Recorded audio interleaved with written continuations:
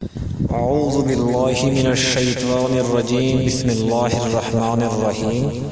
حضرت عائشہ صدیقہ رضی اللہ بیان فرماتی ہے کہ رسول اللہ صلی اللہ علیہ وآلہ وسلم کسی نفل کی اتنی پابندی نہیں کرتے تھے جتنی پابندی فجر کی 2 رکعت کی فرماتے۔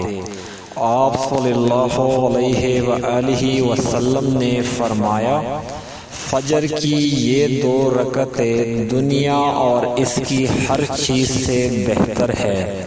اللہ پاک ہمیں نیک رستے پر چلنے کی توفیق عطا فرمائے اور ہمیں اسی رستے پر چلا دے جس رستے پر آپ اور آپ کا حبیب صلی اللہ علیہ وسلم ہم سے راضی ہو جائے۔